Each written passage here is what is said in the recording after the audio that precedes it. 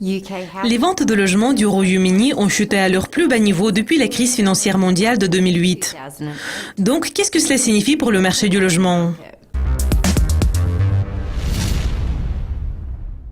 Selon les données publiées par la Royal Institution of Chartered Surveyors, la pression du Brexit a été ressentie dans les chiffres sur les ventes de logements de juillet du Royaume-Uni.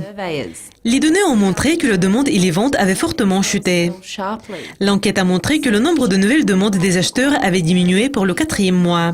Et l'indice des ventes a connu une des plus rapides baisses des transactions depuis la crise financière mondiale de 2008. Même si les prix des maisons étaient toujours en hausse, c'était le rythme le plus lent sur 3 ans.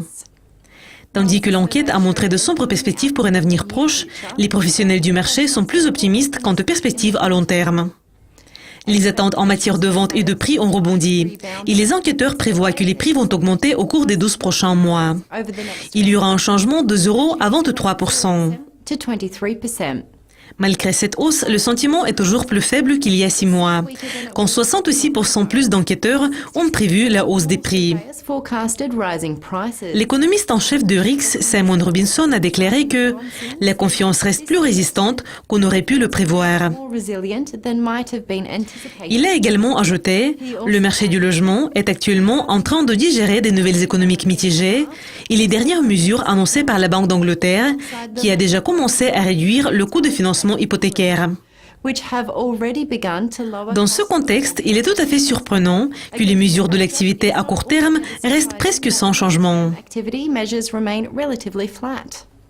Moody's Investor Service a déclaré au début de la semaine dernière que le marché hypothécaire britannique va également connaître un ralentissement en raison de Brexit, car les prix du logement reculent et la demande de crédit est en baisse.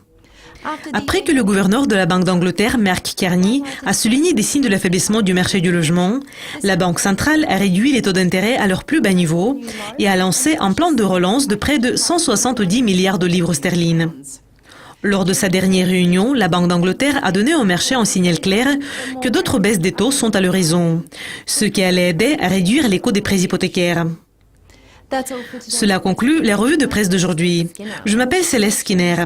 Pour découvrir beaucoup d'autres événements qui pourraient secouer les marchés FX, restez à l'écoute de Yucascopy TV. Au revoir.